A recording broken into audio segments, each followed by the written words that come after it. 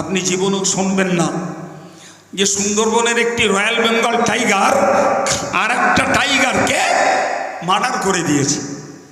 আপনি শুনবেন না আফ্রিকার একটি সিংহ আরেকটি সিংহকে হত্যা করে দিয়েছে। আপনি শুনবেন না যে একটা ভল্লুক আর একটা ভল্লুককে কামড়িয়ে তাকে ডেড করে দিয়েছে। আপনি শুনবেন না, কিন্তু আপনি শুনতে পাবেন মানুষকে মানুষ পিস পিস করে মেরে পিস পিস করে বস্তায় বন্দি করে নদীতে ভাসিয়ে দিচ্ছে। পচা সড়া গলা দেহ পুলিশ যে উদ্ধার করছে 1 সপ্তাহ পরে। তাহলে যে কাজ বাঘে পারে না, যে কাজ সিংহে করে না, যে কাজ কুত্তায় করে না, যে কাজ ভল্লুকে করে না, সে কাজ তো করছে এই সাবান আর ক্রিম মাখা আর এই ভদ্র পোশাক পরা মানুষের একটা অংশ ক্ষমতা দখলের লড়াইতে, জাতিকে শোষণ করে খাওয়ার লড়াইতে মানুষ মানুষের প্রতি করছে। এ মানুষ সব জায়গায় সব দলে সমান। এই কথা বলে ওর আসল ঘাটতি ওর ভিতরে কোরআনের জ্ঞান নেই, হাদিসের জ্ঞান নেই।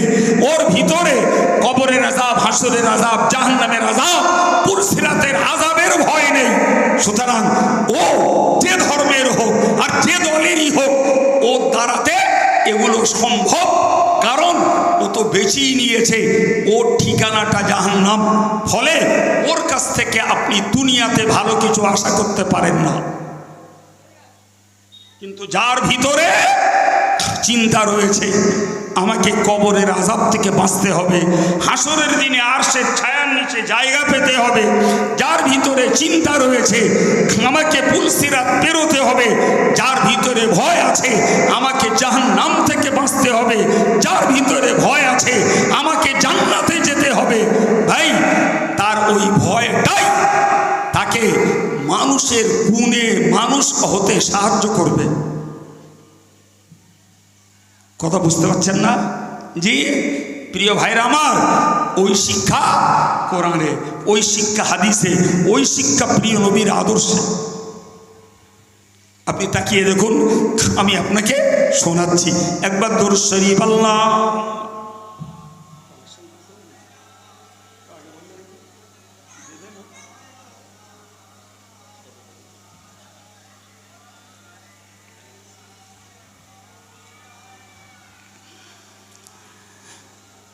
সম্মানিত ভাইরা আমার, মনে রেখে দিন, প্যারে নবী সাল্লাল্লাহু আলাইহি ওয়াসাল্লাম মক্কা ছেড়ে মদিনায় এসেছেন।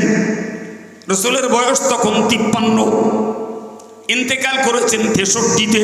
তার মানে রসুলুল্লাহর জীবনের শেষ 10টা বছর মদিনাতে কাটিয়েছেন।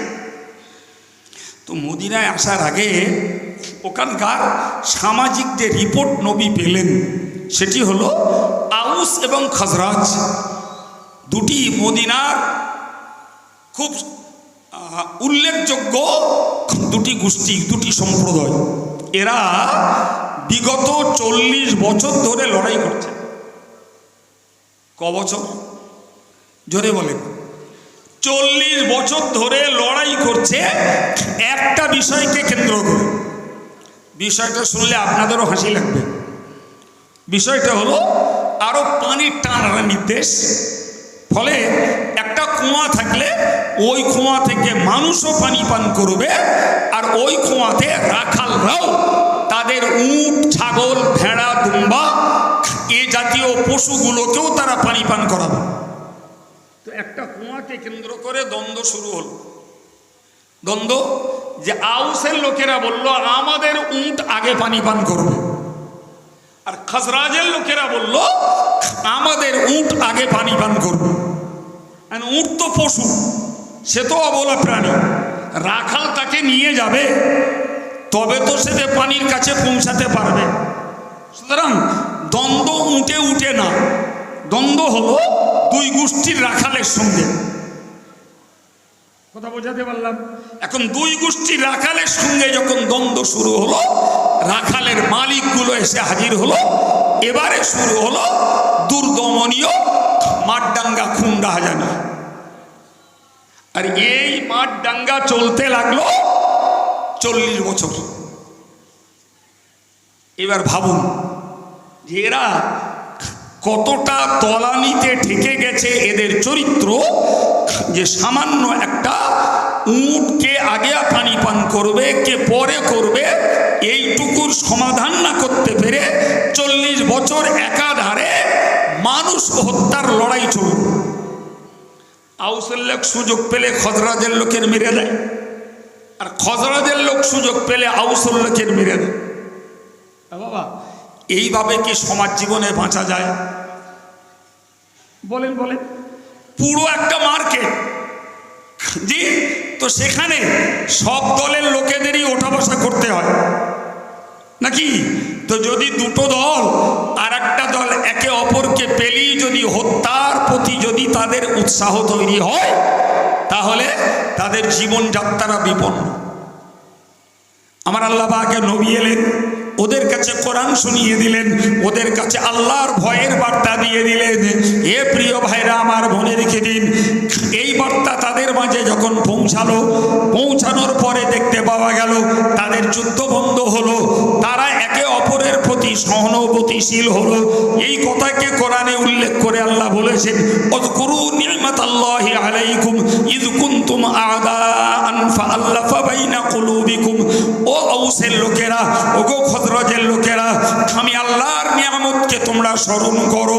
আমি আল্লাহ তোমাদের মাঝে পাঠিয়েছি আমার নবীকে, তার কাছে দিয়েছি কোরআন। এই নবীর কথায় আর ওই কোরআনের বিধান অনুযায়ী তোমরা ফাসবাহতুম বিনিমাতিহি ইখওয়ানা, একজন আরেকজনের কাছে ভাইয়ের মতো হয়ে গেছো। সবাই মিলে একটু বলেন। এই বিবাদমান দুটো গোষ্ঠী হয়েছে ভাই ভাই, সুবহানাল্লাহ। আর তো মহব্বত করে অবদান আল্লাহর, মাধ্যম ব্যক্তি হিসাবে রাসূলুল্লাহ, বিষয় হিসাবে আল কোরআন।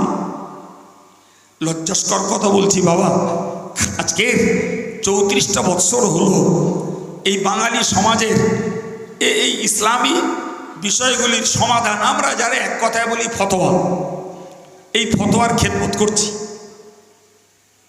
একদিন না, 34 বছর আমার লাইফে এই ফতোয়ার খেদমত করছি। এমনকি অনেক বাঙালি মুসলমান যারা বাইরে কাটায়, গুজরাটে, আহমেদাবাদে, বোম্বাইতে, তারাও ওভার টেলিফোনে আমার কাছ থেকে শরীয়তের ফতোয়া জানতে চায়। হয়তো এলাকার কোথাও বাড়ি, ওখানে থাকে। এই 34 বছর ফতোয়ার জীবনে আমি একদম হাড়ে হাড়ে উপলব্ধি করেছি যে কোরআন টোটাল মানব জাতির জীবন সংবিধান। জি, এই কোরআনের যাবতীয় সংবিধানকে উপেক্ষা করে মুসলমান কোরআনটাকে ব্যবহার করে, কোরআনের ফতোয়া গ্রহণ করে বউ তালাক দেওয়ার সময়, আর মসজিদ মাদ্রাসার ঝগড়া বাদালি তখন, এই বুঝতে পারছেন না, আর ভাই ভাইয়ের ফারাজ কষার সময়। ফারাজের ফতোয়া ও কোর্ট থেকেও পাঠিয়ে দেয় আমাদের কাছে, বলে আপনারা যান কোন মুসলিম লয়ারের কাছ থেকে, জি, আপনারা ফারাজটাকে আগে কষে আনুন। তো আমার কাছে গেলে বলি, ভাই আগে তুমি পঞ্চায়েত থেকে অরেশন সার্টিফিকেট তুলে আনো, তোমার ফারাজ আমি কষে দিচ্ছি। এই কথা বুঝতে পারছেন না? কটা হলো বাবু? ফারাজ, তালাক, মসজিদ মাদ্রাসা। আচ্ছা, গোটা কোরআন কি এই ফারাজ, তালাক, মসজিদ মাদ্রাসা আর বিবাহ, এই 4টের জন্য কি আল্লাহ কোরআন পাঠিয়েছে? হ্যাঁ না বলেন? এরপরেও এখনকার তালাকের ফতোয়া দিচ্ছে প্রধান। আমি গল্প বলছি না, বলো। তালাকের ফতোয়া দিচ্ছে কোর্ট। জি ভাই, রীতিমতো বউ তালাক দিয়েছে 3 তালাক, ফের নেতারা এসে সে বউ ঘরে তুলে দিয়ে গেল। গল্প মনে হচ্ছে? হ্যাঁ, সেখানে ইমাম সাহেবের কথা ধোপে ঠিকবে না, আব্দুল কাইয়ুমের ফতোয়াও সেখানে ফোঁকের আগায় উড়ে চলে যাবে। জি, ফারাজের ক্ষেত্রে আব্দুল কাইয়ুমের কথা যদি কপাল ভালো হয় মেলে, না হলে মালাওয়ানের টাকা খাওয়ালে 20 বছর ধরে কোর্টে মামলা করে, মামলা করতে করতে যে মামলা ঠুকিয়েছিল সেই মরে গেল। বিশ্বাস হচ্ছে? হ্যাঁ, তাহলে যে জাতি তার কাছে শ্রেষ্ঠ সংবিধান আল কোরআন, তার কাছে শ্রেষ্ঠ সংবিধান কোরআনের পরে রাসূলুল্লাহর হাদিস, এসব থাকা সত্ত্বেও যারা নিজেরা মালাউনের দ্বারস্থ, নিজেরা যারা নন মুসলিমের দ্বারস্থ, নিজেরা যারা সরকারি আইনের দ্বারস্থ, নিজেরা যারা থানার দ্বারস্থ, তাহলে এ জাতি কেমন করে অন্যের কাছে সুবিচার পাবে? বলেন বলেন। শুধু লোকের নামে দাঁত খিচুড়ি হবে না, শুধু লোকের নামে অভিযোগের আঙুল তুললে হবে না, নিজেরটাকে আগে বিচার করুন। সরকার আমাকে বাধ্য করিনি তালাকের ফতোয়া কোর্ট থেকে নিতে, সরকার আমাকে বাধ্য করিনি তালাক প্রাপ্ত স্ত্রীকে নিয়ে ঘর করতে, সরকার আমাকে বাধ্য করিনি জি আমার ছেলে নেই, আমার ভাইপোরা আমার ফারাজি সত্য পাবে, তার আগেই আমি তো বোকা চালির ভাত খেইনি, যা 2 কাঠা জমি ছিল মেয়েদের নামে লিখে দিয়ে ভাইপোদের বঞ্চিত করে দিল। মাস্টার মশাই তুমি কম, এই কথা বলেন না কেন? তুমি কি কম মাস্টার? ভাইপোর ফারাজটা নষ্ট করছো নিজের মেয়ের নামে লিখে দিয়ে। এরকম আসামি আছে না নেই? তাহলে তুমি যখন আল্লাহর কোরআনের সংবিধানকে লঙ্ঘন করছো, তাহলে তোমার প্রতি অন্যেরা অত্যাচার আর অবিচার করবে, এটা তো স্বাভাবিক। তাদের মাঝে আমার নবী কাটালেন 40টা বৎসর। কথা বুঝতে পারা যাচ্ছে কি? 40 বছর। কিন্তু মজার ব্যাপার হলো, আমরা সাধারণত জানি যে সমাজটা সর্বতোভাবে দুর্নীতির সঙ্গে বিজড়িত, সর্বতোভাবে অত্যাচার, অবিচার, অনাচার, পৈশাচিক কাজের সঙ্গে বিজড়িত, সেই সমাজে সাধু মানুষ একজন। কজন? একজন। জি, তাই স্বাভাবিকভাবে বলতে পারা যায় যে যেখানে গোটা সমাজটা অত্যাচারের কবলে, দুর্নীতির কবলে, সেই সমাজে একজন মানুষ মাত্র শান্তিপূর্ণ মানুষ, স্বচ্ছ মানুষ, ভালো মানুষ একজন।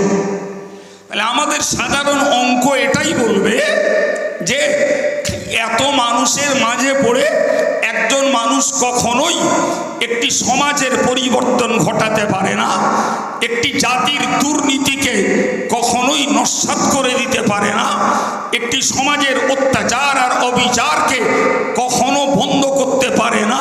এটাই হলো আমাদের সাধারণ অঙ্ক। কথা বলেন জি। সম্মানিত ভাইরা আমার, মনে রেখে দিন, বিশ্বনবী মুহাম্মদুর রাসূলুল্লাহ সাল্লাল্লাহু আলাইহি ওয়াসাল্লাম ওদের মাঝে বললেন, ইন্নামা আনা বুইস্তু মুআল্লিমান। হে মানব সমাজ ও আরব সাম্রাজ্যের মানুষেরা, নিশ্চিত করে তোমরা মনে রাখো, আমি মুহাম্মদুর রাসূলুল্লাহ পৃথিবীর জমিনে এসেছি একটাই কাজ করতে, সেটা হলো আমি হলাম মাস্টার, তোমরা হলে ছাত্র, আমি শেখাবো, তোমরা শিখবে। আমি রাসূলুল্লাহ এসেছি শিক্ষকতা করার জন্য। আর একটু মন খুলে, আমি শেখাতে এসেছি। হে প্রিয় ভাইরা আমার, রাসূলুল্লাহ শুধু আরবের মানুষকে শেখাননি, রাসূল শুধু ভারতের মানুষকে শেখাননি, বরং সেদিন থেকে আজ অবধি এক কথায় বলতে পারা যায়, আমার নবী হলেন গুরু, আমার নবী গুরুর গুরু, আমার নবী হলেন জগৎ গুরু। ঠিক না বল? হ্যাঁ, কই নবী তো আলাদা করে ভূগোল, বিজ্ঞান, ইতিহাস, অঙ্ক এ জাতীয় কোনো বই তো নবী পড়েননি। নবী তো তার জীবনে একটা বই পড়েছেন, যার নাম আল কোরআন, আর কোনো বই নয়। তাহলে ইতিহাস বলুন, ভূগোল বলুন, বিজ্ঞান বলুন, অঙ্ক বলুন, ইহকাল বলুন, পরকাল বলুন, আকাশবিদ্যা বলুন, ভূবিদ্যা বলুন, সব কিছুই নবী পেয়েছেন শুধু কোরআনের মাধ্যমেই। সুবহানাল্লাহ বলেন। আমরা কাঙাল, আমরা গরিব ভাই, আমরা নিঃস্ব, কোরআনে কি আছে জানি না, বুঝি না। কোরআনটাকে শুধু পড়ব সে যোগ্যতাও আমাদের মধ্যে নেই। কিছু হাফেজের মধ্যে রয়েছে, তারা কোড মেমোরি করেছে, মুখস্থ করে নিয়েছে, এইটুকুই তাদের যোগ্যতা। বাকি এই হাফেজগুলো যদি ইন ফিউচারে এরা যদি আলেম না হয়, তাহলে এরাও কেবলমাত্র বোঝা বইবে, কিন্তু কি আছে তা উপভোগ করতে পারবে না। কথা ঠিক না বল? আল্লাহ পাক কোরআন শরীফে বলেছেন, মাসালুল্লাযীনা হুম্মিলুত তাওরাতা কামাসালিল হিমারি। আমি কোরআনের ভাষায় বলছি, অপব্যাখ্যাটা করবেন না। আমরা অপব্যাখ্যা করার মাস্টার, অপব্যাখ্যাটা করবেন না। আমার আল্লাহ বলছেন, মাসালুল্লাযীনা হুম্মিলুত তাওরাতা, ওদের উদাহরণ হলো যারা তাওরাতকে বহন করেছে, যারা তওরাত কিতাবটাকে বহন করেছে, তওরাতের জ্ঞান লাভ করেছে। আমার আল্লাহ বললেন, কামাসালিল হিমার, এরা হলো গাধার সমতুল্য। আমি বলি নাই, কোরআন খুলে আমি দেখিয়ে দিচ্ছি যে যারা তওরাতটাকে বহন করেছে, তওরাতের জ্ঞান লাভ করেছে, আমার আল্লাহ বললেন কামাসালিল হিমার ইয়াহমিলু আসফারা, এরা গাধার মতো। গাধার কাজ যেমন শুধু বোঝা বয়ে বেড়ানো। ওর পিঠে যদি চিনির বস্তা তুলে দেওয়া হয়, যেই বস্তাটা কাটিয়াহাটে যাবে, ও বলে দেবেন ও কাটিয়াহাটে বস্তা পৌঁছে দেবে, কিন্তু ওর পিঠে যে চিনির বস্তা আছে এটাও বোঝেও না, খেতেও পারে না। কথা বলে, ওর কাজ হলো বোঝাটা বয়ে দেওয়া। প্রিয় ভাই, কোরআন শরীফে আল্লাহ পাক এই উদাহরণ দিয়ে বললেন, বিসা মাসালুল কওমিল্লাযীনা কাযযাবু বিআয়াতিনা, তাদের মতো মন্দ সম্প্রদায়, তাদের মতো অপদার্থ আর কে আছে যারা আমার বিধানকে শুধু বয়ে বেরিয়েছে, অথচ সেগুলোকে মিথ্যা রূপ করেছে, কার্যকর করিনি। এদের থেকেও দুর্ভাগা এদের মতো অপদার্থ, এদের মতো মন্দ জাতি আর কেউ নেই। প্রিয় ভাই, আমায় একটু বুঝিয়ে বলুন, আমি আপনাকে বোঝাতে চাইছি। নবী করিম সাল্লাল্লাহু আলাইহি ওয়াসাল্লাম বললেন, আমি পৃথিবীতে এসেছি মাস্টারি করার জন্য। কিসের মাস্টারি করবেন? তিনি আর একটা হাদিস বলেছেন।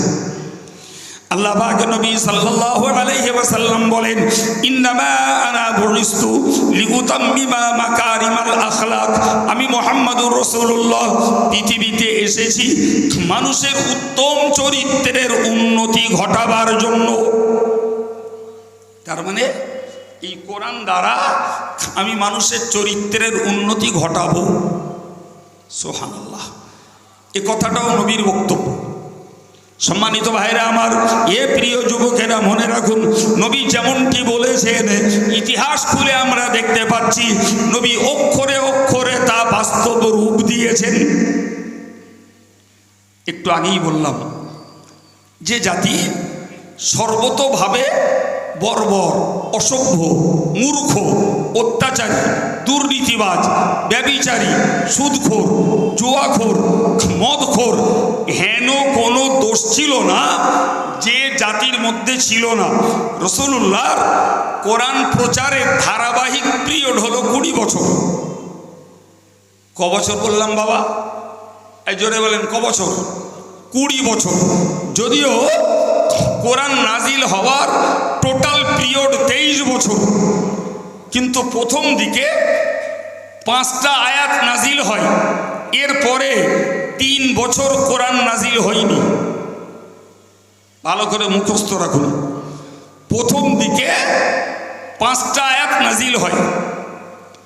ইকরা বিসমি রাব্বিকাল্লাযী খলাক, খলাকাল ইনসানা মিন আলাক, ইকরা রাব্বুকাল আকরামুল্লাযী আল্লামা বিল কলম, আল্লামাল ইনসানা মা লাম ইয়ালাম।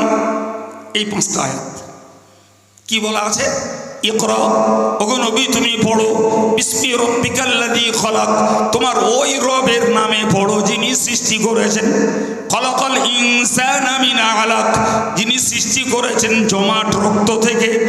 আবার বললেন ইকরা পড়ো নবী, অরব্বুকাল আকরম, তোমার রব হলেন সর্বাপেক্ষা সম্মানিত, আল্লাযী আল্লামা বিল কলাম, যিনি মানুষকে কলম দ্বারা শিখিয়েছেন, আল্লামাল ইনসানা মা লাম ইয়ালাম, মানুষ যা জানতো না সেটাকেই শিখিয়েছেন আল্লাহ কলম দ্বারা। জোরে বলুন। তাহলে কলম হলো মানুষকে মানুষ বানানোর একটা যন্ত্র।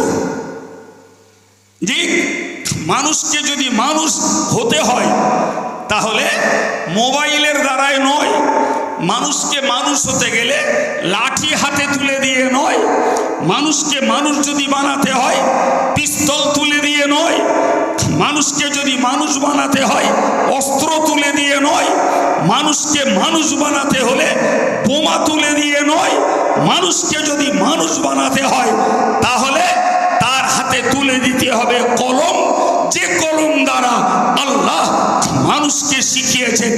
কিয়ামত পর্যন্ত মানুষ যদি কলম দ্বারা কাজ করে তবেই এরা মানুষের মতো মানুষ হতে পারবে। আর কলম ছেড়ে দিয়ে যদি পিস্তল, বোমা, লাঠি আর বন্দুক যদি মানুষ হাতে তুলে নেয় খোলসে মানুষ হবে, কিন্তু গুণগত মানুষ এদের দ্বারা হওয়া সম্ভব নয়। আপনি কত ওয়াজ শুনবেন? জাতিকে হিসাব কষুন, হিসাব কষুন নিজেদের ছেলেগুলোকে, হিসাব কষুন সমাজের মুসলিম জাতিটাকে। এদের হাতে ধর্মীয় কলম কোথায়? এরা বাংলা লিখতে পারে, এরা ইংরাজি লিখতে পারে, এরা অঙ্ক কষতে পারে, কিন্তু আজকের এদেরকে খোঁজ করুন, এরা আরবি লিখতে জানে না, এরা কোরআন পড়তে জানে না, এরা কোরআনের ব্যাখ্যা বিশ্লেষণ বোঝে না। তাহলে এদের হাতে যে কলমটা আছে সে কলম হলো পার্থিব জগতের কলম। আর আমার আল্লাহ যে কলম দ্বারা আমার নবীকে শিখিয়েছেন, মনুষ্য জাতিটাকে শিখিয়েছেন, সে কলম তো ধর্মীয় কলম। রেজাল্ট কি দেখবেন? আপনি কি ভাবেন দেশের মানুষগুলো ডিগ্রিগতভাবে মূর্খ? সম্মানিত ভাইরা আমার, ভালো করে খেয়াল করুন, সমাজের মানুষ যারা আজকের আমরা যারা চোখে চোখে দেখতে পাচ্ছি বাবু, নিশ্চিত মনে রাখুন, মানুষকে যারা শোষণ করে এরা মূর্খ নয়, মানুষের প্রতি যারা অত্যাচার করে এরা মূর্খ নয়, যারা মানুষের অধিকারকে কেড়ে খায় এরা মূর্খ নয়, যারা জনজীবনকে বিপন্ন করে এরা মূর্খ নয়, যারা আজকের SIR এর মতো একটি অত্যাচার চাপিয়ে দিয়ে মানুষের জীবনটাকে হয়রানি করছে, আপনি কি ভাবেন এরা কি লেখাপড়া জানে না? বলেন বলেন বলেন। যারা ব্যাংক ডাকাতি করে এরা কি আপনি মনে করেন মূর্খ? তাহলে তারা এক পর্যায়ে লেখাপড়া শিখেছে, যে লেখাপড়াটাকে তারা শোষণের কাজে লাগিয়েছে, যে লেখাপড়াটাকে তারা দুর্নীতির কাজে লাগিয়েছে, যে লেখাপড়াটাকে মানব অধিকার লঙ্ঘনের কাজে লাগিয়েছে, যে লেখাপড়াটাকে তারা অত্যাচারের কাজে লাগিয়েছে, যে লেখাপড়াটাকে তারা মানুষ হত্যার কাজে লাগিয়েছে, যে লেখাপড়াটাকে তারা অন্যায়ভাবে ক্ষমতা দখলের কাজে লাগিয়েছে, যে লেখাপড়াটাকে তারা হিংসার কাজে লাগিয়েছে, যে লেখাপড়াটাকে তারা মুসলিম জাতিটাকে নিষ্পেষণ করার কাজে লাগিয়েছে, এর একান্ত কারণ তাদের হাতের কলম হলো পার্থিব কলম। তাদের দেখতে দেখতে আজ মুসলিম সমাজের হাতে উঠেছে একই কলম। এই কথা বলছেন না কেন? মুসলিম সমাজের বিভিন্ন উচ্চপদস্থ ব্যক্তিবর্গ এরাও যথারীতি সেই অত্যাচারের কলম ধরে নিয়েছে, শোষণের কলম ধরে নিয়েছে, দুর্নীতির কলম ধরে নিয়েছে, এরাও যথারীতি মানব অধিকার লঙ্ঘনের কলম ধরিয়েছে, এরাও যথারীতি গরিবকে শোষণ করে গরিবের হক নষ্ট করে ধনী আরো বেশি পুষ্ট হওয়ার কলম এরা ধরে নিয়েছে। তার একান্ত কারণ এদের কাছে ধর্মীয় কলম নাই। কথা কথা বুঝতে পারছেন কি? আব্দুল কাইয়ুমের এই কথাগুলো শুনবে তবে তো তাদের ভিতরে একটা চেতনা তৈরি হবে, শুনবে তবে তো তাদের ভিতরে একটা পরিবর্তনের আশা করা যাবে। কিন্তু আপনি জানেন আমাদের মতো আব্দুল কাইয়ুমের বক্তৃতা ডাক্তারবাবু শোনে না, মাস্টার মশাই শোনে না, রাজনীতিবিদ শোনে না, এমএলএ শোনে না, এমপি শোনে না, প্রধান সাহেব শোনে না, এগুলো শোনে না সমাজের বিচারপতিরা। তারা গুণগত মানুষ হবে কোত্থেকে? এই কথা বলেন, শুধু হাউমাউ করলে হবে না, ঘাটতি কোথায় দেখতে হবে। কেন আজকের দুর্নীতির ভরা গোটা দেশ? কেন শোষণে ভরা গোটা দেশ? কেন আজকের অত্যাচারে ভরা গোটা দেশ? কেন আজকের গরিব শোষিত হচ্ছে গোটা দেশ জুড়ে?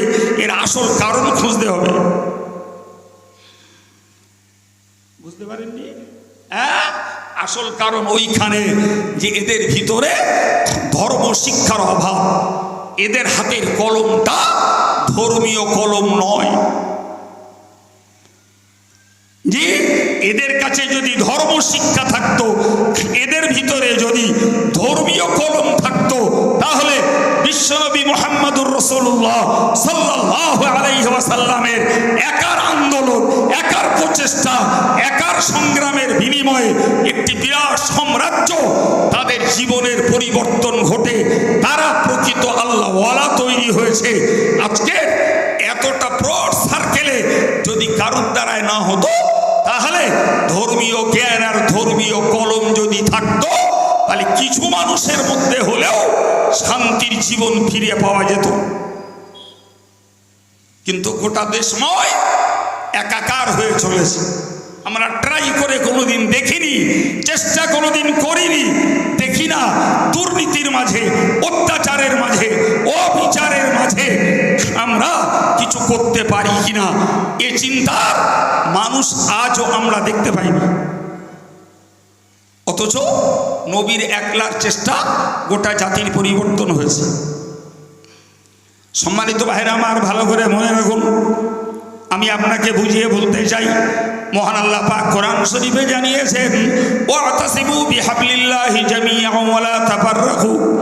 আমার আল্লাহ বললেন, হে ইমানদার মুসলমান, তোমরা আল্লাহর দ্বীনটাকে এক সঙ্গে ধারণ করো, আল্লাহর দ্বীনটাকে ঐক্যের সঙ্গে তোমরা ধারণ করো, ওয়া লা তাফাররাকু, একে অপরের থেকে বিচ্ছিন্ন হয়ে যেও না।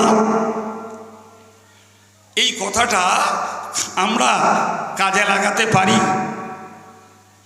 কথা বলেন। আপনার একটা গল্প শোনাই, শুনলে আমার এই কথাটার জট খুলে যাবে। বছর 25 আগে কে তারও বেশি হবে, আমার আব্বা বাদরিয়া মসজিদে জুমার নামাজ পড়াতেন। তো একদিন কোনো কারণবশত আমাকে পাঠালেন যে আজকে নামাজটা তুমি পড়িয়ে এসো। তা আমি গেছি, নামাজ পড়িয়েছি। নামাজ পড়ে বাইরে বেরিয়েছি, একজন ভদ্রলোক আমাকে বললেন যে আপনার সঙ্গে আমি একটু কথা বলব। বললাম বলেন। তো মসজিদের বারান্দায় বসেছি, ভদ্রলোক আমাকে জিজ্ঞেস করছেন, বলছেন যে আচ্ছা, ইসলাম এক, আল্লাহ এক, নবী এক, কোরআন এক, তো মুসলমানদের মধ্যে, আলেমদের মধ্যে এত মতভেদ কেন? এই কথা বুঝতে পারছেন কি? এরকম প্রশ্ন বলো আমাদের মনেও আছে, আমাদের অনেক ভাইদের মনে আছে যে এত মতভেদ কেন। তো তিনি আমাকে জিজ্ঞেস করলেন, সঙ্গে আর 2-4টে মুসল্লিও বসে গেছে। তাহলে ভাই, এত মতভেদের কারণ হলো আপনি আর আমি ঠিক নেই, তাই। কথা বোঝা গেল? প্রথমেই বললাম যে আপনি আর আমি ঠিক নেই, তাই। লোকটা একটু থমকে গেল, থমকে বলল কেমন ঠিক নেই মানে? কি বলতে চাইছেন আপনি? বললাম ভাই একটু বলবেন, তিনি চাকরি করেন কি একটা, আমার মনে নেই। বললাম আচ্ছা একটু বলেন দিন, আপনি মুসলমান না আমি মুসলমান? প্রশ্নটা সহজ না কঠিন? বলেন বলেন। কঠিন প্রশ্ন। আরে আপনি মুসলমান না আমি মুসলমান?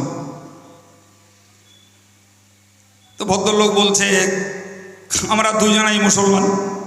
আমি বললাম তাই যদি হয় আমরা দুজনেই মুসলমান। আচ্ছা আমার মুখে দাড়ি আছে, আপনার মুখে দাড়ি নেই কেন? আমার মাথায় টুপি আছে, আপনার মাথা খালি কেন? আমার গায়ে বড় সুন্নতি পোশাক আছে, আপনার গায়ে শার্ট কেন? আমি পরেছি লুঙ্গি, আপনি পরেছেন স্যুট, কেন? আচ্ছা আপনি মুসলমান আমিও মুসলমান, তা আমি ইমামতি করলাম, আপনি করেন না কেন? যাই হোক, বিদ্যের পানি টক পেটে আসে তো এক ঝাপটায় ভদ্রলোক একদম নীরব, আর কোনো কথা নেই। আর আপনি আর আমি দুটো মুসলমান, দুটো মুসলমান নীতি, দুটো মুসলমানের চালচলন, দুটো মুসলমানের আচরণ, দুটো মুসলমানের আখলাক, দুটো মুসলমানের আমল ঠিক নেই। সেখানে কোটি কোটি মুসলমানের মাঝে দ্বন্দ্ব আর মতভেদ আর ভুল বোঝাবুঝি আর একে অপরের নামে সমালোচনা আর গালফজিয়ত। তুমি কি বুঝবে আর আমি কি বুঝবো? তোমার সঙ্গে আমার ঐক্য কেমন করে হবে? তুমি তো বললে আল্লাহ এক, নবী এক, রসুল এক, কোরআন এক। কথা বলেন ঠিক না ভুল? আল্লাহ এক, নবী এক, সব ঠিক। তুমি কেন আল্লাহকে 16 আনা মানতে পারো না? তুমি কেন রসুলকে মানতে পারো না? কেন তুমি নবীর তরিকাকে মানতে পারো না? কেন তুমি কোরআন শিখতে পারোনি? কেন তুমি নিজের জীবনটাকে শুদ্ধ করতে পারোনি? ভাইরা আমার, তো আমি আপনাকে বোঝাতে যে কথাটা বললাম এই জন্যই আমাদেরকে বুঝতে হবে ভাই, শুধু এই উপর টাটকা গজগজ গজগজ করে বকলে হবে না। বকার আগে ব্রেনটাকে ঘামাতে হবে যে বিষয়টা নিয়ে আমি বকছি ওই বিষয়টার জ্ঞান গুণ আর যোগ্যতা আমার কোথায়। সুতরাং আল্লাহ পাক যে বললেন যে তোমরা আল্লাহর দ্বীনটাকে একসঙ্গে ধরো আর একে অপরের থেকে তোমরা বিচ্ছিন্ন হয়ে যেও না। গোটা মুসলিম সমাজ ব্যবস্থাকে যদি আজকে আমরা ব্যাখ্যা করি তো দেখতে পাবো সমাজের একজন সুদ খায় আর একজন খায় না, একজন দেখতে পাওয়া যায় এলআইসির এজেন্ট আর একজন এলআইসি করে না, একজনকে দেখতে পাওয়া যায় চিটফান্ডের ব্যবসা করে আর একজন ওই ব্যবসাটাকে ঘৃণা করে, একজন তার স্ত্রীকে পর্দা করায় আর একজন তার স্ত্রীকে পর্দা করায় না, ন্যাংটো ঘোরায়, একজনকে দেখতে পাওয়া যায় তাস খেলায় মত্ত আর একজন তাস খেলাকে ঘৃণা করে, একজন জুয়া খেলিয়ে ধনী হয় আর একজন জুয়া খেলিয়ে ফকির তৈরি হয়, একজনকে দেখতে পাওয়া যায় পরের হক নষ্ট করে জীবন চালাচ্ছে আর একজন নিজের দারিদ্রতার সঙ্গে লড়াই করে জীবন চালাচ্ছে। এটাই তো মুসলমান সমাজের বিধর্মীর কথা বাদ দেন, খোদ মুসলমান সমাজের ভিতরে চরিত্রগত দুনিয়ার লোকগত এতটা পার্থক্য। কথা বলেন কি ভাবছেন আপনি? কি ভাবছেন? তাহলে যে জাতির ভিতরে লোক তৈরি হয়েছে, যে জাতি নিজের উন্নতির চিন্তাটাই করে নিয়েছে, ধর্ম ধূলিসাৎ হোক, কোরআনী বিধান অপমানিত হোক, রসুলের তরিকা লাঞ্ছিত হোক, যে সমাজের ব্যক্তিদের এই খেয়ালটুকু নাই, ভাই আপনি হাজারো কলেমা পড়া লোক, তারপরেও তো আপনার সঙ্গে আমার মিল হওয়া সম্ভব নয়। আপনি তো আপনার রঙিন চশমাতে আমাকে দেখবেন। কথা বলেন না কেন? আপনার চোখে তো রঙিন চশমা, আপনি তো আমাকে দেখবেন। আপনি দুর্নীতির লোক, আপনি সীমা ছাড়া লোভী লোক, আপনি শরীয়ত বিরোধী লোক, আপনি আপনার চোখে দেখছেন।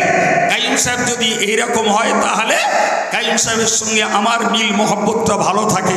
আর কাইয়ুম সাহেবের চোখে দেখছে কোরআনের চশমা খাটিয়ে, হাদিসের চশমা খাটিয়ে, যে ওই লোকটা দুর্নীতিবাজ, ওই লোকটা কোরআনের চোখে আসামি, ওই লোকটা হাদিসের চোখে আসামি, ওই লোকটা আল্লাহর কাছে শাস্তির উপযুক্ত, ফলে ওই লোকটার সঙ্গে আমার কোনো অবস্থাতেই সম্পর্ক থাকা সম্ভব নয়। কথা কিছু বুঝতে পারছে? হ্যাঁ, তাহলে এক কোরআন এক কোরআন, এক ইসলাম, এক আল্লাহ, এক নবী, তারপরেও এই ভিন্ন ভিন্ন মতদ্বৈন্যতা, মতভেদ, একে অপরের সঙ্গে অসরেস, এর কারণ কিছু বুঝতে পারলেন? হ্যাঁ না বলে? তার মানে একজন মানে আরেকজন মানে না।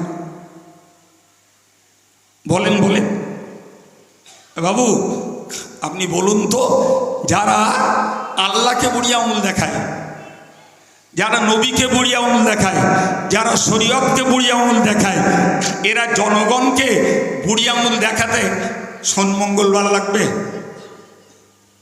বলে গোটা দেশ জুড়ে এই আসামি বেশি, যারা আল্লাহকে বুড়ি আঙুল দেখিয়ে, কোরআনকে বুড়ি আঙুল দেখিয়ে, নবীকে বুড়ি আঙুল দেখিয়ে জাতির মাঝে মাথা উঁচু করেছে। এদের দ্বারায় জনগণকে বুড়ি আঙুল দেখানোটা খুব সহজ এবং স্বাভাবিক। এটি ঘাটতি অন্য জায়গায়। জি, সেই জায়গাটা রিপেয়ার করার জন্য আলেম সমাজের গলা চিল্লানি, চিন্তাশীল, দায়িত্বশীল, হাক্কানি আলেমদের এর উপরে জাতির কাছে এই বক্তব্য। কিন্তু আমি কয়েক মিনিট আগেই বলেছি, থোড়াই আব্দুল কাইয়ুমের কথা শুনবে তবে তো তারা ভাববে, কিন্তু তারা তো এ পাঠশালায় নেই। কথা বলেন, কথা বলেন, এ পাঠশালায় তারা জানেন ভাই, একটা আব্বা তার ছেলেকে মাদ্রাসায় কিংবা স্কুলে ভর্তি করে, আর ভর্তি করার সময় ভর্তি করে দিয়ে বলে, স্যার কি হুজুর দেখবেন ছেলেটাকে দিয়ে গেলাম যাতে মানুষ হয়। এই হ্যাঁ না বলেন? বলে না বাবা? আচ্ছা, ওই যেটা দিয়ে গেলেন ওটা কি বাঁদরের বাচ্চা না ইঁদুরের বাচ্চা? কার বাচ্চা ওটা? বলে যেটা দিয়ে যাচ্ছেন ওটা কার বাচ্চা? তাহলে ফের বলছেন মানুষ হয়ে দেখবেন, তাহলে এখন কি ওটা? হ্যাঁ, ওটা তো দেখছি মানুষেরই বাচ্চা, তা আপনি বলছেন মানুষ বানাতে, তার মানে ওরা বাঁদরের বাচ্চা দিয়ে গেলেন না? বলো, মানুষের বাচ্চাই দিয়েছেন, কিন্তু ফের বলছেন স্যার যাতে মানুষ হয় দেখবেন। তার মানে এটা চামড়ার মানুষ, একে দিলাম স্কুলে পড়তে, এটা হোক মানুষের গুণগত মানুষ। সুবহানাল্লাহ বলেন। এটাই হলো লেখাপড়া শেখার মূল স্বার্থ, যে চামড়ার আকৃতির মানুষটা যাতে গুণগত মানুষে পরিণত হয়, তার জন্যই লেখাপড়া। জি ও ভাই, একটু বলবেন, মানুষের ভিতরে যদি ধর্মীয় জ্ঞান না থাকে, মানুষের ভিতরে যদি আল্লাহর ভয় না থাকে, মানুষের ভিতরে যদি কবরের আযাবের ভয় না থাকে, মানুষের ভিতরে যদি জাহান্নামের আযাবের ভয় না থাকে, মানুষের ভিতরে যদি তার পুলসিরাতের ভয় যদি না থাকে, প্রিয় ভাইরা আমার, তাহলে এই লেখাপড়া শেখা মানুষ মানুষকে কচু কাটা করতেও ভয় পায় না। আপনি জীবনেও শুনবেন না যে সুন্দরবনের একটি রয়্যাল বেঙ্গল টাইগার আর একটা টাইগারকে মার্ডার করে দিয়েছে। আপনি শুনবেন না আফ্রিকার একটি সিংহ আরেকটি সিংহকে হত্যা করে দিয়েছে। আপনি শুনবেন না যে একটা ভল্লুক আর একটা ভল্লুককে কামড়িয়ে তাকে ডেড করে দিয়েছে। আপনি শুনবেন না, কিন্তু আপনি শুনতে পাবেন মানুষকে মানুষ পিস পিস করে মেরে, পিস পিস করে বস্তায় বন্দি করে নদীতে ভাসিয়ে দিচ্ছে।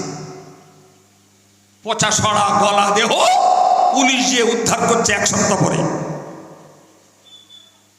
তাহলে যে কাজ বাঘে পারে না, যে কাজ সিংহে করে না, যে কাজ কুত্তায় করে না, যে কাজ ভল্লুকে করে না, সে কাজ তো করছে এই সাবান আর ক্রিম মাখা আর এই ভদ্র পোশাক পরা মানুষের একটা অংশ ক্ষমতা দখলের লড়াইতে, জাতিকে শোষণ করে খাওয়ার লড়াইতে মানুষ মানুষের প্রতি করছে। এ মানুষ সব জায়গায় সব দলে সমান।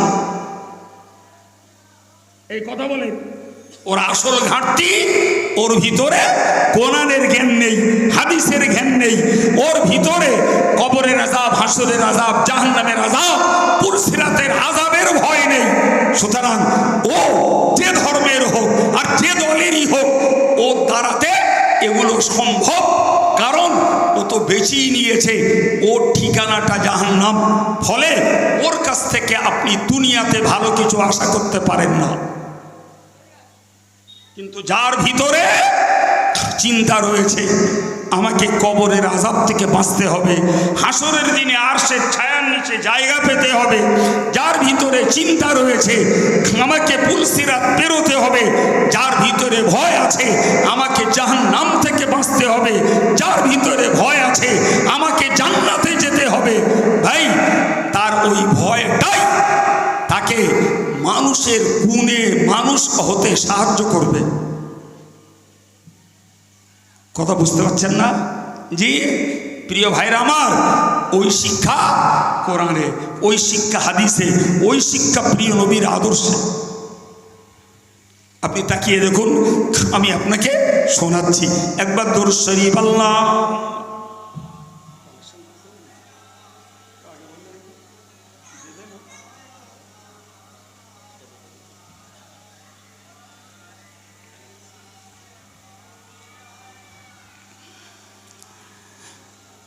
সম্মানিত ভাইরা আমার, মনে রেখে দিন, প্যারে নবী সাল্লাল্লাহু আলাইহি ওয়াসাল্লাম মক্কা ছেড়ে মদিনায় এসেছেন।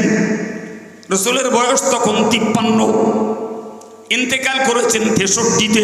তার মানে রসুলুল্লাহর জীবনের শেষ 10টা বছর মদিনাতে কাটিয়েছেন। তো মদিনায় আসার আগে ওখানকার সামাজিক যে রিপোর্ট নবী পেলেন সেটি হলো আউস এবং খাজরাজ, দুটি মদিনার খুব উল্লেখযোগ্য দুটি গোষ্ঠী, দুটি সম্প্রদায়। এরা বিগত 40 বছর ধরে লড়াই করছে। ক বছর? জোরে বলেন। 40 বছর ধরে লড়াই করছে একটা বিষয়কে কেন্দ্র করে। বিষয়টা শুনলে আপনাদেরও হাসি লাগবে।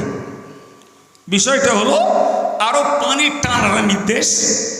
ফলে একটা কুয়া থাকলে ওই কুয়া থেকে মানুষও পানি পান করবে, আর ওই কুয়াতে রাখালরাও তাদের উট, ছাগল, ভেড়া, দুম্বা এ জাতীয় পশুগুলোকেও তারা পানি পান করাবে। তো একটা কুয়াকে কেন্দ্র করে দ্বন্দ্ব শুরু হলো।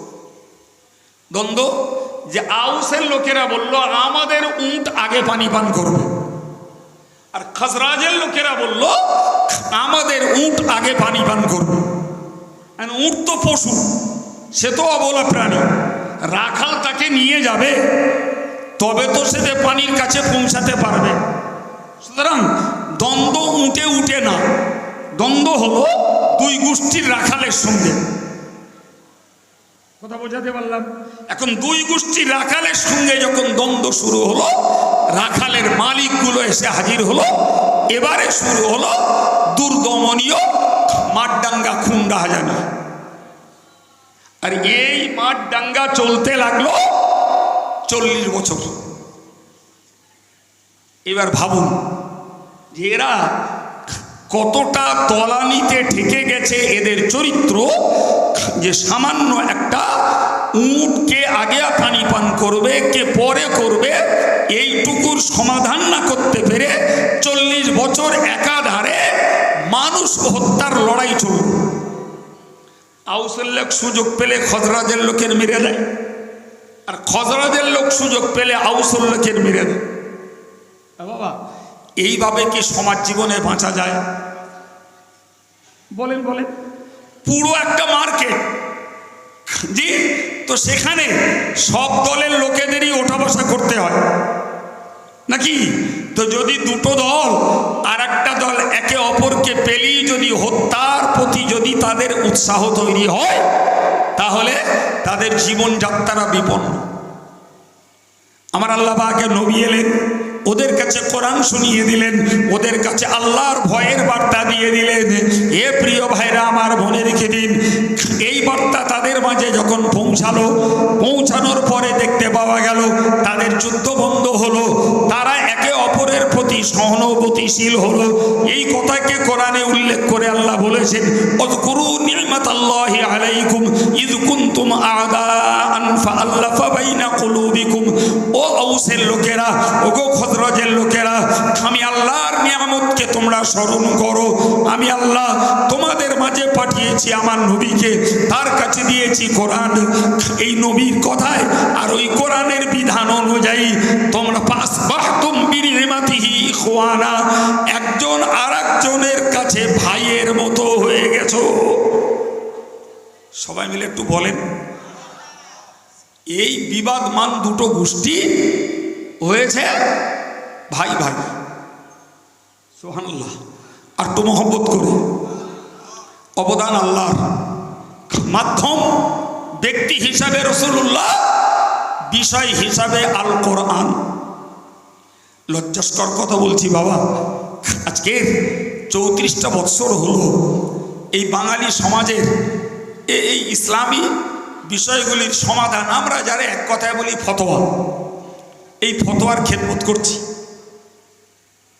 একদিন না 34 বছর আমার লাইফে এই ফতোয়ার খেদমত করছি। এমনকি অনেক বাঙালি মুসলমান যারা বাইরে কাটায়, গুজরাটে, আহমেদাবাদে, বোম্বাইতে, তারাও ওভার টেলিফোনে আমার কাছ থেকে শরীয়তের ফতোয়া জানতে চায়। হয়তো এলাকার কোথাও বাড়ি, ওখানে থাকে। এই 34 বছর ফতোয়ার জীবনে আমি একদম হাড়ে হাড়ে উপলব্ধি করেছি যে কোরআন টোটাল মানব জাতির জীবন সংবিধান। জি, এই কোরআনের যাবতীয় সংবিধানকে উপেক্ষা করে মুসলমান কোরআনটাকে ব্যবহার করে, কোরআনের ফতোয়া গ্রহণ করে বউ তালাক দেওয়ার সময়, আর মসজিদ মাদ্রাসার ঝগড়া বাদালি তখন, এই বুঝতে পারছেন না, আর ভাই ভাইয়ের ফারাজ কষার সময়। ফারাজের ফতোয়া ও কোর্ট থেকেও পাঠিয়ে দেয় আমাদের কাছে, বলে আপনারা যান কোন মুসলিম লয়ারের কাছ থেকে, জি আপনারা ফারাজটাকে আগে কষে আনো। তো আমার কাছে গেলে বলি, ভাই আগে তুমি পঞ্চায়েত থেকে ওয়ারেশন সার্টিফিকেট তুলে আনো, তোমার ফারাজ আমি কষে দিচ্ছি। এই কথা বুঝতে পারছেন না? কটা হলো বাবু? ফারাজ, তালাক, মসজিদ মাদ্রাসা। আচ্ছা, গোটা কোরআন কি এই ফারাজ, তালাক, মসজিদ মাদ্রাসা আর বিবাহ, এই চারটের জন্য কি আল্লাহ কোরআন পাঠিয়েছে? হ্যাঁ না বলেন? এরপরেও এখনকার তালাকের ফতোয়া দিচ্ছে প্রধান। আমি গল্প বলছি না, বলো। তালাকের ফতোয়া দিচ্ছে কোর্ট। জি ভাই, রীতিমতো বউ তালাক দিয়েছে 3 তালাক, ফের নেতারা এসে সে বউ ঘরে তুলে দিয়ে গেল। গল্প মনে হচ্ছে? হ্যাঁ, সেখানে ইমাম সাহেবের কথা ধোপে টিকবে না, আব্দুল কাইয়ুমের ফতোয়াও সেখানে ফোঁকের আগায় উড়ে চলে যাবে। জি, ফারাজের ক্ষেত্রে আব্দুল কাইয়ুমের কথা যদি কপাল ভালো হয় মেলে, না হলে মালাওয়ানের টাকা খাওয়ালে 20 বছর ধরে কোর্টে মামলা করে, মামলা করতে করতে যে মামলা ঠুকিয়েছিল সেই মরে গেল। বিশ্বাস হচ্ছে? হ্যাঁ, তাহলে যে জাতি তার কাছে শ্রেষ্ঠ সংবিধান আল কোরআন, তার কাছে শ্রেষ্ঠ সংবিধান কোরআনের পরে রাসূলুল্লাহর হাদিস, এসব থাকা সত্ত্বেও যারা নিজেরা মালাউনের দ্বারস্থ, নিজেরা যারা নন মুসলিমের দ্বারস্থ, নিজেরা যারা সরকারি আইনের দ্বারস্থ, নিজেরা যারা থানার দ্বারস্থ, তাহলে এ জাতি কেমন করে অন্যের কাছে সুবিচার পাবে? বলেন বলেন। শুধু লোকের নামে দাঁত খিচুড়ি হবে না, শুধু লোকের নামে অভিযোগের আঙুল তুললে হবে না, নিজেরটাকে আগে বিচার করুন। সরকার আমাকে বাধ্য করিনি তালাকের ফতোয়া কোর্ট থেকে নিতে, সরকার আমাকে বাধ্য করিনি তালাক প্রাপ্তা স্ত্রীকে নিয়ে ঘর করতে, সরকার আমাকে বাধ্য করিনি জি আমার ছেলে নেই আমার ভাইপোরা আমার ফারাজি সত্য পাবে। তার আগেই আমি তো বোকা চালির ভাত খেইনি, যা 2 কাঠা জমি ছিল মেয়েদের নামে লিখে দিয়ে ভাইপোদের বঞ্চিত করে দিল। মাস্টার মশাই তুমি কম, এই কথা বলেন না কেন? তুমি কি কম মাস্টার? ভাইপোর ফারাজটা নষ্ট করছো নিজের মেয়ের নামে লিখে দিয়ে। এরকম আসামি আছে না নেই? তাহলে তুমি যখন আল্লাহর কোরআনের সংবিধানকে লঙ্ঘন করছো, তাহলে তোমার প্রতি অন্যেরা অত্যাচার আর অবিচার করবে, এটা তো স্বাভাবিক। জি, আমার আল্লাহ বললেন উযকুরু নি'মাতাল্লাহি আলাইকুম, ওগো আউসের লোকেরা ও খজরাজের লোকেরা, তোমরা আল্লাহর অবদানটাকে স্মরণ করো। আমি আল্লাহ আমার নবীকে পাঠিয়ে দিয়ে, কোরআনটাকে পাঠিয়ে দিয়ে তোমাদের মাঝে আমি আল্লাহর ভয় ছড়িয়ে দেওয়ার বিনিময়ে ফাসবাহতুম বিনি'মাতিহি ইখওয়ানা, তোমরা হয়ে গেলে ভাই ভাইয়ের মতো। একবার জোরে বলুন সুবহানাল্লাহ। সব ভাই ভাই, ভুলে গেছে যুদ্ধ, ভুলে গেছে মারামারি আর হত্যা, ভুলে গেছে একে অপরকে শোষণ করা, ভুলে গেছে দুর্নীতি আর অত্যাচারের রুলার চালানো। আলহামদুলিল্লাহ।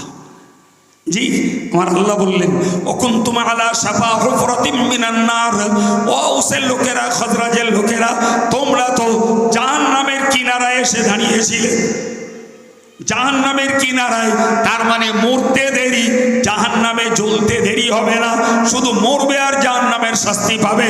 ফানকাযাকুম মিনহা, আমি আল্লাহ আমার নবীকে পাঠিয়ে, কোরআনকে পাঠিয়ে দিয়ে তোমাদেরকে নাজাত দান করেছি। একটু মন খুলে বাবা, আমার সমাজ মুসলিম ভাই বোনেরা আজকে কোরআনের এই কথাটাকে মনে প্রাণে মহব্বত করে কাজে লাগাতে পেরেছে। বাপ জোরে বলেন, জোরে বলেন। হ্যাঁ জি ভাই, এই 34 বছরের আমার অজের অভিজ্ঞতা জানেন তো। আব্দুল কাইয়ুম ভালো লোক, আব্দুল কাইয়ুম বিরাট ভালো বক্তা, আব্দুল কাইয়ুম ভীষণ দায়িত্বশীল, কথা কত রকমের গুণ আর কত প্রশংসা লোকের কাছে। 34 বছরের অভিজ্ঞতা, কাইয়ুম সাহেবের বক্তৃতা, কাইয়ুম সাহেবের চালচলন, কাইয়ুম সাহেবের নীতি হাজারো কোরআন হাদিসের পক্ষে থাক, যদি আমার এই ভাইদের বিরুদ্ধে চলে যায়, জি, যে লোকটা সন্ধ্যাবেলা ছিল কাইয়ুম সাহেবের পক্ষে, রাত পার না হতে সকালবেলা চায়ের দোকানে কাইয়ুম সাহেবের ধুয়ে দেবে। এই তো জাতির চরিত্র। তার মানে হুজুরের কথা আমার স্বার্থে এলে, আমার পক্ষে এলে, আমার উপকার হলে হুজুর ভালো, আর যদি হুজুরের কথায়, হুজুরের কাজে আমার ক্ষতি হয়, আমার স্বার্থে আঘাত আসে, আমার বিরুদ্ধে চলে যায়, তাহলে হুজুর ভালো না। এই তো হচ্ছে জাতির নেতা, জাতির বিচার, এই তো জাতির কোরআন হাদিস মানার বৈশিষ্ট্য। ভাইরে, অনুরোধ করে বলবো, এক নবী একজনই গোটা মুসলিম, গোটা আরব জাতির সমাজ ব্যবস্থাটাকে শান্তির সমাজ ব্যবস্থায় পরিণত করেছেন। দুজন না একজন। দুঃখজনক কথা, আমরা নবীর সেই আদর্শটাকে আমরা ব্যক্তি জীবনেও সবাই কাজে লাগাতে পারিনি, সাংসারিক জীবনেও কাজে লাগাতে পারিনি, গ্রামীণ জীবনেও কাজে লাগাতে পারিনি, সমাজ জীবনে কাজে লাগাতে পারিনি, রাষ্ট্রীয় জীবনে কাজে লাগাতে পারিনি। পেরেছি? আপনি বলেন তো, দেশে দেশে যে রাজনীতির ভোটের মাধ্যমে নেতা নির্বাচন হয়, এটাই গণতান্ত্রিক দেশের নিয়ম। আমার দেশ যেহেতু গণতান্ত্রিক দেশ, সুতরাং প্রত্যেকেরই স্বাধীনতা আছে। ফলে তুমি তোমার নেতা নির্বাচন করো, বিজয়ী নেতা হবে অ্যাসেম্বলি আর পার্লামেন্টের মেম্বার। এই হচ্ছে দেশের নিয়ম।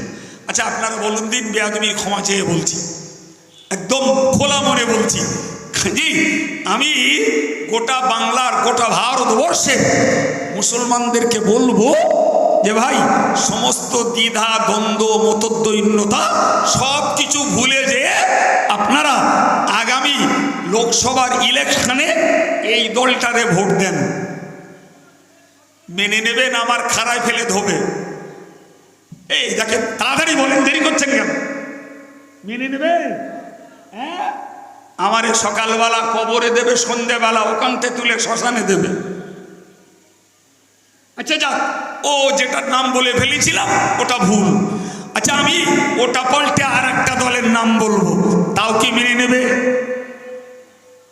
আচ্ছা, ওইটা পাল্টে 3 নম্বরে আর একটা দলের নাম বলবো, তাও কি মেনে নেবে? তৃতীয়টা পাল্টে 4র্থ নম্বরে আর একটা দলের নাম বলবো, তাও কি আমার সমাজ মেনে নেবে? কারে ওয়াজ করছি বুঝতে পারছেন কিছু? হ্যাঁ, তার মানে হলো, হুজুর তুমি যত ভাবনা চিন্তা করে, যত গবেষণা করে, জাতির কল্যাণ আর ভালো বুঝে তুমি যেটাই করো না কেন, আমার পক্ষে এলি তোমারটা ওয়েলকাম। আর যদি তুমি আমার পক্ষে না আসে, আমার মনের সঙ্গে না মেলে, তোমারটা রিফিউজ, তোমারটাকে প্রত্যাখ্যান করে দিলাম। তাহলে এই জাতিটাকে নিয়ে ঐক্যের সঙ্গে কিছু করা সম্ভব? সম্ভব? তাহলে ধর্মের দৃষ্টিতেও আমরা এক জায়গায় না, রাষ্ট্রীয় আইনেও আমরা এক জায়গায় না, শরীয়তের ফতোয়াতেও আমরা এক জায়গায় না, দেশের ইলেকশনেও আমরা এক জায়গায় না। তাহলে আমরা যখন নিজেরা বিচ্ছিন্ন, তো বিচ্ছিন্ন হলে যে মার খাওয়ার সে মার খাতি হবে না, কি বলছেন? হ্যাঁ প্রিয় ভাই রে, এখানেই হলো রসুলের জমানার সাহাবা আর আজকের যুগের মুসলমানদের পার্থক্য। নবী এসে বলেছেন মেয়ারাজ থেকে আল্লাহ দিনে 5 বার নামাজ পড়ো।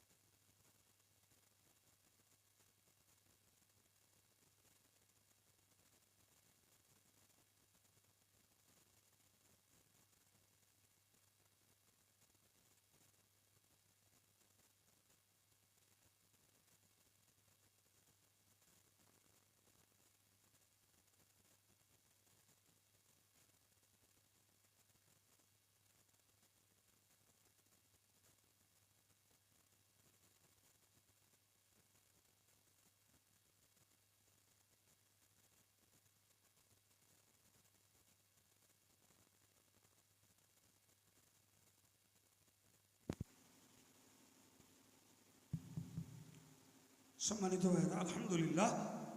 তো কি বলতেছিলাম, নবী বললেন মেয়ারাজ থেকে এসে ইয়া আল্লাহ নামাজ ফরজ করেছেন, এক পিস সাহাবী আর নামাজ ছেড়ে দেননি। সুবহানাল্লাহ বলেন।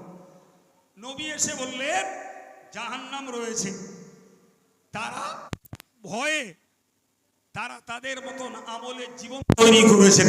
নবী বললেন মদ হারাম, দ্বিতীয় দিন মদের গ্লাসে আর তারা হাত দেননি। নবী বলেছেন গান হারাম, আর এরপরে দ্বিতীয় দিন গানের প্রতি তারা আসক্তি ছিলেন না। নবী বলেছেন অন্যায়ভাবে মানুষকে হত্যা করা হারাম, এরপরে দ্বিতীয় দিন একটা মুসলমানের দ্বারা আর একটা মুসলমান নিহত হননি। নবী বলেছেন গালি দেওয়া হারাম, একজন মুসলমান আর একজন মুসলমানকে গালি দেননি। কোরআন বলেছে সমালোচনা করা হারাম, একজন মুসলমান আর একজন মুসলমানের বিরুদ্ধে সমালোচনা করেননি। এটাই হলো আমার নবী সাহাবীদের উন্নত জীবন চরিত্র। আমরা কোথায়? নামাজ নামাজ নামাজ, রোজা, পর্দা, গান, এগুলো এটা ফরজ, ওটা হারাম, এটা করতে নেই, ওটা করতে হবে বলে বলে বলে বলে মৌলানাদের, ইমাম সাহেবদের মাথার ঝিক্কি নড়ে গেছে। আজও সমাজের 100 জনের মধ্যে 70 জন মুসলমান আজও 5 ওয়াক্ত নামাজি না, আজও গান বাদ দেয়নি, আজও সুদ বাদ দেয়নি, আজও মেয়েরা বেপরদায় ঘোরা বন্ধ করিনি। এগুলো তো ধর্মের বাণী, এগুলো তো কোরআনের বাণী, এগুলো তো হাদিসের বাণী। তাহলে যে মানুষটা পরকালের চিন্তায় কোরআন হাদিসের বাণীকে কার্যকর করেন না, সেই লোকটা সামাজিক দৃষ্টিতে, রাষ্ট্রীয় দৃষ্টিতে আব্দুল কাইয়ুমের কথা মেনে নেবে। এ কথা বললে বোকামি করা হবে না? বলে হ্যাঁ। সুতরাং একটু ভাবতে শিখুন। দরকার ধর্মীয় শিক্ষা, দরকার খোদার ভয়। তবে তো আপনি আর আমি এক হতে পারবো। কিন্তু যেখানে ধর্মের শিক্ষা নাই, যেখানে খোদার ভয় নাই, নাম করা সেঙ্গারে মুসলমান লক্ষ কোটি পাওয়া যাবে, কিন্তু কাজ কথার চালচলনের মিল পাওয়া। এরপরে কপাল যার ভালো, সে তার নিজের বাঁচা নিজেই বাঁচবে। সবাইকে নিয়ে বাঁচানো আর সম্ভবপর নয়। আল্লাহ বোঝার তৌফিক দেন, বলুন আমিন। একবার দরুদ শরীফ আল্লাহুম্মা।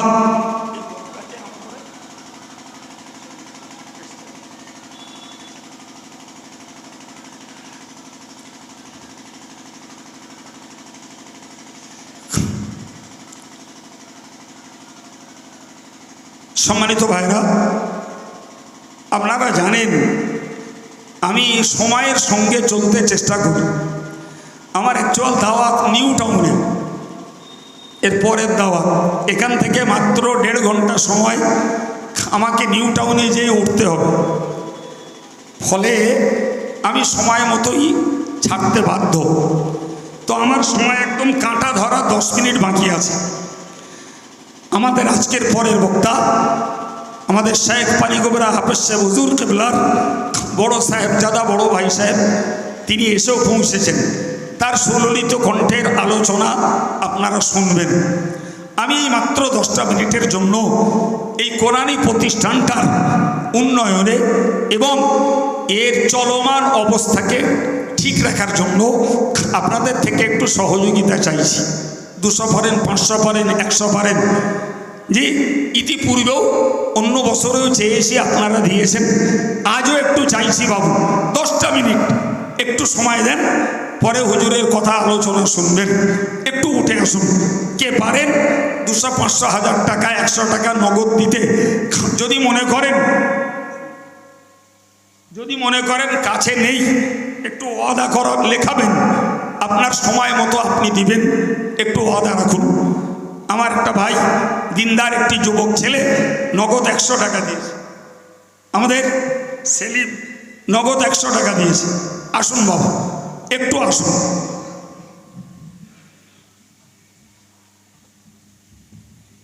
একটুখানি আসুন বাবু। জি, আমি জানি মালসা কমিটি, জি, আমার ইস্টভাজন হজরত মৌলানা আবু তোরাব সাহেব, তিনি 100 টাকা। আমার বাপ্পা ভাই, তিনিও 100 টাকা। আরেকজন ভাই, তিনিও 100 টাকা তার হাত দিয়ে দিয়েছেন। জি, আল্লাহ সকলের দানকে কবুল করেন। সবাই বলেন আমিন। একটু তাকবীর দেন না, গলা ছেড়ে নারাই তাকবীর, নারাই তাকবীর। সিলসিলায়ে মুজাদ্দিদে জামান, অল ইন্ডিয়া সুন্নাতুল জামাত, নাগরপুর আজিজিয়া হিফজুল কোরআন মাদ্রাসা, নাগরপুর আজিজিয়া হিফজুল কোরআন মাদ্রাসা, জলসা কমিটি, মাদ্রাসার শিক্ষকবৃন্দ, মাদ্রাসার হিতাকাঙ্ক্ষী দরদি সহযোগী গ্রামবাসী বৃন্দ, নারায়ে তাকবীর। একটু বলেন। কয়েকজন ভাই উঠে এসেছেন, অনেক ভাই আছেন বাইরে, আমার অনেক যুবকেরা আছেন। যদি কাছে 20-30 টাকা থেকে থাকে একটু আসুন। কোরআন শিক্ষাটাকে বাঁচানোর জন্য আমাদের যাজা হাফেজ সাহেব দেবে না, মাদ্রাসা কমিটি দেবে না, আমাদের যাজা বদলা বিনিময় মাদ্রাসার শিক্ষক দেবে না, আমাদের বদলা দিবেন স্বয়ং আল্লাহ। এই আত্মবিশ্বাস অবশ্যই আমাদের রয়েছে। একটু বলেন। হয়তোবা ইসালে সব উপলক্ষে কালেকশন হয়েছে বটেই, সেখানে আপনারা দিয়েছেন। তারপরেও আমরা দাবি করছি 200-100 যদি কোনো ভাইয়ের দ্বারাই সম্ভব হয় একটু হাত বাড়ান। যদি মনে করেন কাছে নেই, একেবারেই গ্রামের মানুষ, টাকা নিয়ে বার হয়নি, আচ্ছা আমি 200 টাকা পরে দেবো, একটু বলেন। আমাদের প্রিয় রফিকুল ইসলাম মাদ্রাসার সম্পাদকের দায়িত্বে কাজ করছেন, জি, তিনি আব্বার রুহের মাগফিরাতের জন্য নগদ 1000 টাকা দিয়েছেন। আতিয়ার ভাই 100 টাকা দিয়েছেন, আমার আরেকজন ভাই 50 টাকা দিয়েছেন, জি, আমাদের পেয়ারার এই ছেলেটি সেও 100 টাকা দিয়েছে।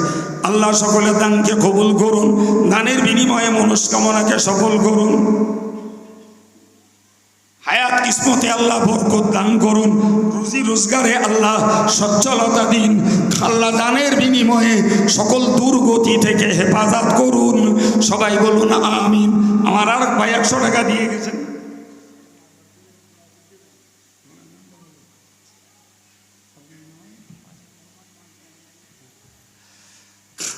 আমাদের শ্রদ্ধেয় জনাব মাজেদ আলী মোল্লা সাহেব, এখানেই বাড়ি, আমি বহুদিন ধরে চিনি, তিনি জামিয়ারও সদস্য আছেন।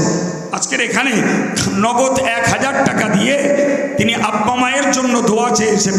আল্লাহ পাক সন্তানের দানকে কবুল করে বাপ মায়ের কবরের মর্যাদাকে বাড়িয়ে দেন, কবরটাকে জান্নাতের টুকরা বানিয়ে দেন। একবার জোরে সরে বলুন আল্লাহুম্মা আমিন। নারে তাকবীর। একটু বলেন গো, লোক সংখ্যা ভালোই আছেন, কম নেই, জি। তো আমরা যা লোক সংখ্যা আছি, আমার যা মনে হয়েছে যে 4 আনা লোকও আমরা উঠে এসে পয়সা দিইনি। আমার ধারণা আগে দিয়ে রেখেছেন, এটা আমার বিশ্বাস। তারপরেও আমি একেবারেই নিম্ন পরিমাণ থেকে শুরু করে 10 টাকা পারুন, 20 টাকা পারুন, 50 টাকা পারুন, 100 টাকা পারুন, যার পক্ষে যেটুকু সম্ভব আমি নগণ্য আপনাদের কাছে দাবি রেখেছি। কোরআনের পক্ষে একটু আল্লাহর হস্তে হাত বাড়ান। আমার একজন ভাই তিনি 20 টাকা দিয়েছেন, আলহামদুলিল্লাহ, তার পক্ষে যেটাই সম্ভব হয়েছে। আচ্ছা বাবু, আমি না চাইতেই আমাদের মাজেদ ভাই, আমাদের রফিকুল ইসলাম আব্বা মায়ের জন্য 1000 কোটি টাকা দিয়েছে। আমি 1000 টাকা কারোর কাছে চাইনি। ভাই একটু বলবেন, কেউ আছেন 1000 টাকার একটু ওয়াদা করবেন? আপনার কোনো রোজগারের সুযোগ বুঝে আপনি শোধ করবেন, 1000 টাকা দেবেন, কেউ আছেন? 1000 টাকা কেউ ওয়াদা করবেন? যদি মনে করেন যে 1000 টাকা দেওয়ার মতন সচ্ছলতা পরিস্থিতি নেই, 500 টাকা বলুন। এতটা মানুষ আছেন, অন্তত 2-4 হাজার টাকাও একটু ওয়াদা হোক, সময় সুযোগে আদায় দেবেন। একটু বলেন, একটু ভেবুন। কোরআন শরীফে আল্লাহ বলেছেন, আশ-শাইতানু ইয়াইদুকুমুল ফাকর। শয়তানের কাজ হলো, শয়তান মানুষকে দারিদ্রতার ভয় দেখায়। তুই দান করিস না, করলে দরিদ্র হয়ে যাবি, তোর অভাব ঘটবে।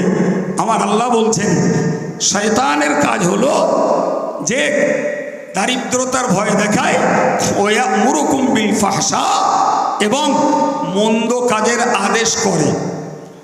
অতএব আমাদের যাদের ভিতরে মন তোলপাড় করছে যে পয়সা দেবো, কখন কি দরকার লাগে, কখন কি প্রয়োজন হয়, জি ভাই, এইগুলো আমাদের নিজস্ব চিন্তা নয়।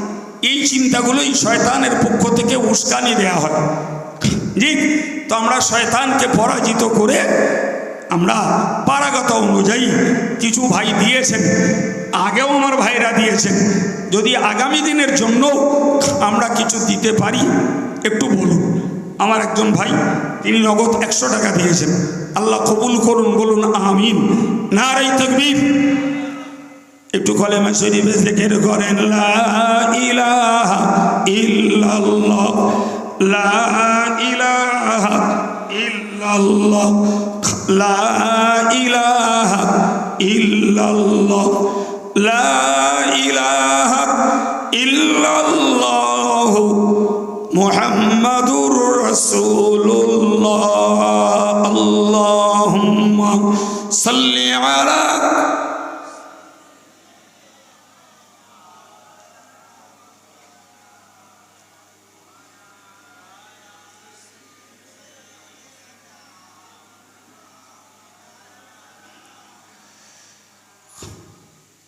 আলহামদুলিল্লাহ, আমি বিদায় নেব বাবু।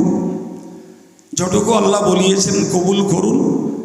একনিষ্ঠ নীতির উপরে খোদার ভয় নিয়ে দুনিয়ার জীবনটা কাটাবার মতন আল্লাহ আমাদের সকলকে তৌফিক দেন, সহজ করে দেন। আমার আরেকজন ভাই আলহামদুলিল্লাহ, তিনি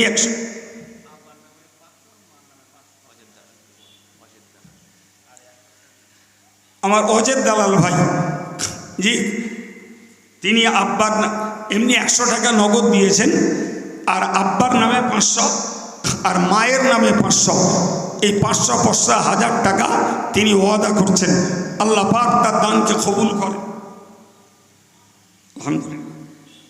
আমাদের হাফেজ সাহেব, আল্লাহ শুকর, তিনি নগদ 500 টাকা দিয়েছেন। আল্লাহ কবুল করুন, দিনের খেদমতের সঙ্গে মৃত্যু আল্লাহ কায়েম রেখে দেন, বলুন আমিন। নারায়ে তাকবীর। আর কেউ আছেন বাবা? হুজুরকে আনতে গেছে, আনা হচ্ছে, আমি মাইক ছাড়ব এই শেষ মুহূর্তে। হুজুর তো কালেকশন করেন না আমি জানি, জি, তারপরেও শেষে আপনাদের কাছে চাইবেন কি না সেটা তার মর্জির ব্যাপার, তবে তিনি চান না এটা আমি জানি। তাই আমি একেবারে শেষ লগ্নে আপনাদের কাছে আর একটু আবদার করছি। আমার অজেদ দালাল ভাই আব্বা মায়ের উদ্দেশ্যে 500 500 1000 টাকা দেওয়ার ওয়াদা রেখেছেন। যদি কোনো ভাইয়ের মন হয় যে আমি 500 টাকা দিতে পারবো, একটু বলেন। আছেন কেউ? কেউ থাকলে একটু বলেন। জি, কেউ আছেন? যার যেমন রোজগারের রাস্তা আছে সেই রাস্তা অনুযায়ী ভেবে বলুন যে আমার একটা রোজগার সামনে আছে, আল্লাহ কবুল করুক, আমি 500 টাকা দেব। বলেন বাবা। যে যদি সত্যিই দেওয়ার মতো হাল পরিস্থিতি আর নাই থাকে, ও আলহামদুলিল্লাহ, আমাদের সংগঠনের কর্মী ইসলামভাজন আবু হানিফা 500 টাকা, আল্লাহ কবুল করুন, বলুন আমিন। নারায়ে তাকবীর, নারায়ে তাকবীর। নাগরপুর আজিজিয়া হিফজুল কোরআন মাদ্রাসা, নাগরপুর আজিজিয়া হিফজুল কোরআন মাদ্রাসা, সিলসিলায়ে মুজাদ্দিদে জামান, দাতাগণ অল ইন্ডিয়া সুন্নাতুল জামাত, নারায়ে তাকবীর। মাশাআল্লাহ, জি, শুকরিয়া আল্লাহর দরবারে। আল্লাহ ব্যবসা বাণিজ্যে খায়ের ও বরকত কায়েম রেখে দেন। আল্লাহ দানের বিনিময়ে নিজেদের এবং পরিবারের সকলকে জটিল কঠিন ব্যাধি থেকে আল্লাহ সুস্থ রাখেন। সকলেই বলুন আল্লাহুম্মা আমিন। আর কেউ আছেন বাবা? কেউ আছেন? থাকলে একটু বলেন।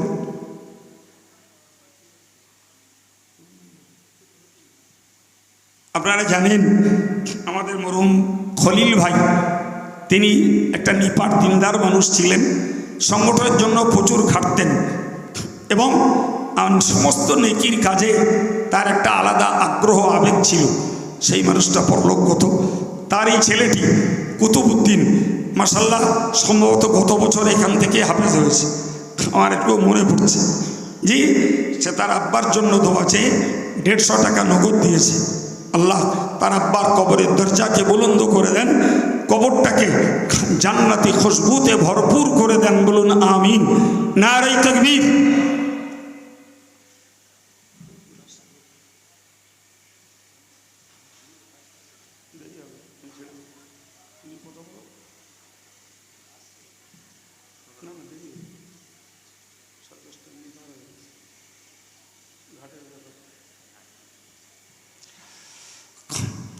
তো প্রিয় ভাইরা আমার, আমি আপনাদের থেকে বিদায় নিচ্ছি। বিদায়ের আগে আপনাদের কাছে আন্তরিকভাবে দোয়া চাইছি। দোয়া করুন আল্লাহ পাক আমাদের সমস্ত প্রতিষ্ঠানগুলোকে উন্নত পড়াশোনার ভিতর দিয়ে কায়েম রেখে দেন। সকলেই বলুন আল্লাহুম্মা আমিন। নারায়ে তাকবীর।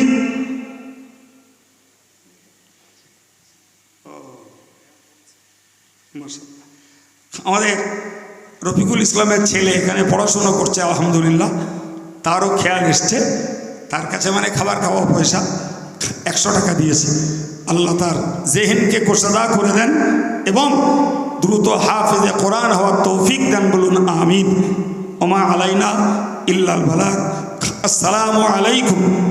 প্রাণ খুলে দুরূদ শরীফ আল্লাহুম্মা।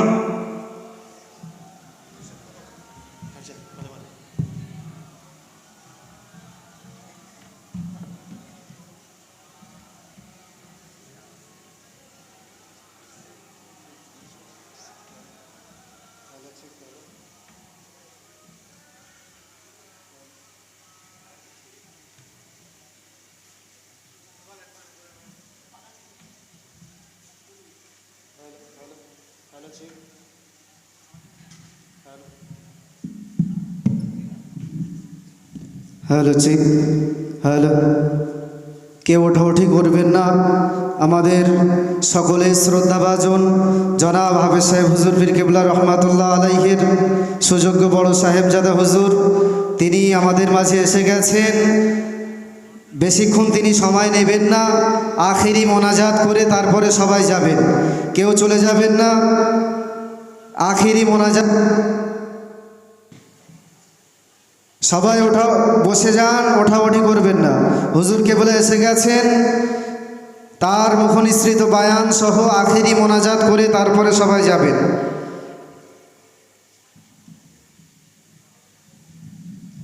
নারায়ে তাকবীর, নারায়ে তাকবীর।